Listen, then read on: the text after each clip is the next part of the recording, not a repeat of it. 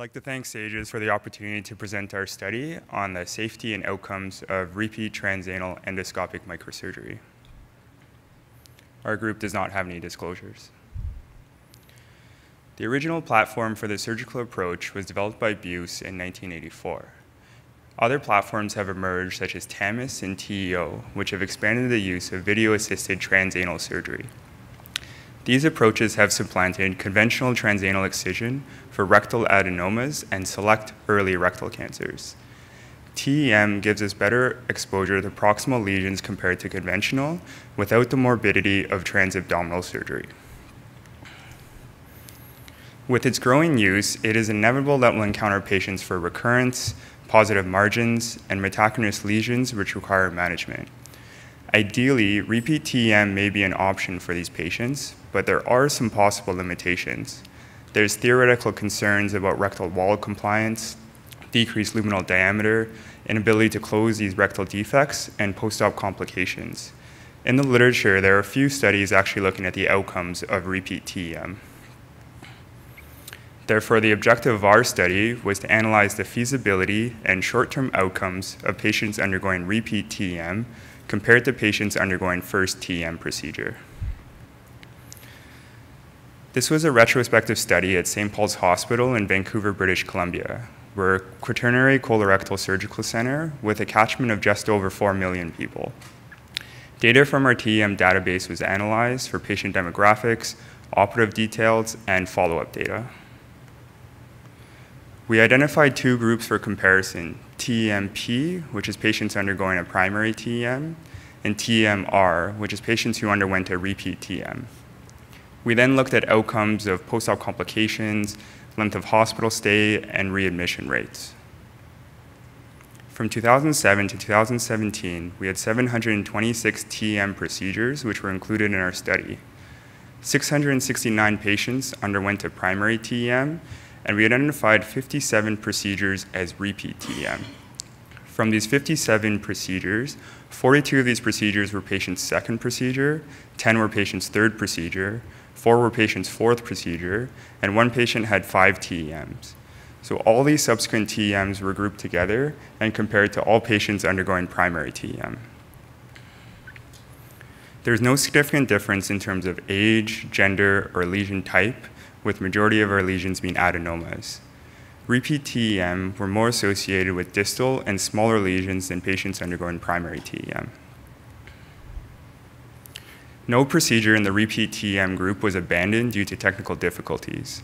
The graph on the left shows OR time, and you can see that repeat TEM in the blue column actually had shorter ORs than primary TEM in the gray column. One factor is that you are more likely to have an unsutured rectal defect if you had a repeat TEM at 72% compared to 32% for primary TEM. This was concerns related to scar tissue and concerns about a high tension closure. This graph represents rate of clear margins for both groups. As you can see, there was no significant difference between the two groups, and both had greater than 80% rate of clear margins on pathology. Our main interest was looking at post-operative outcomes. The graph on the left shows length of hospital stay, which you could see was similar between the two groups and under 1 day. 81% of repeat TEM patients were safely discharged home the same day, while 72% for primary patients. This graph represents 30-day readmission rates for both groups. This data was not found to be significantly different from each other. We had a 7% readmission rate for repeat TEM and 4% for primary. We had 4 readmissions for the repeat TEM group, of which 2 required ORs. 1 returned on post-op day 5 with a bleed and needed an OR for hemostasis. The other patient had persistent perianal pain and required an OR for an anesthetic injection as her dissection went past the dentate line. This graph represents post-op complications. We organized these by clavio-dindo classification, and you could see the grade going across the bottom. There was no significant difference between the two groups in terms of post-op complications as per clavio-dindo classification. Post-op complications for each grade were 5% or less for both groups. We then broke down complications into categories. We wanted to see if repeat TEM were predisposed to have a certain type of complication. These are the 3 most common complications after TEM, was bleeding, infection, and urinary retention. we actually found that both groups had similar rates of these complications as well. We then performed a subset paired analysis. So we took our 57 repeat TM procedures and we excluded any procedures that was patient's third TM or greater. We looked at these 42 patients and compared their first and second TM and looked at the same postoperative outcomes of complications, length of hospital stay, and readmission rates.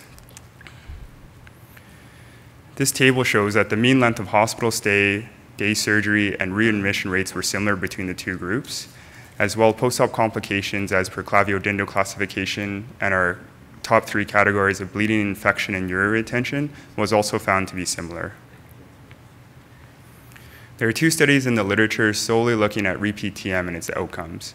Kauri and colleagues from Israel had a sample size of 14 and found similar length of hospital stay and post-op complications between patients undergoing first and second TM. There's a group from China, Zhang and colleagues had a sample size of 21, and they measured anorectal manometry at different intervals between their first and second TM and found that these patients had preservation of anorectal function. In conclusion, our study suggests that repeat TM is safe and technically feasible. It is associated with similar postoperative outcomes as patients undergoing primary TM. I'd like to thank my supervisor, Dr. Carl Brown, and I'd like to thank you for listening to my presentation today.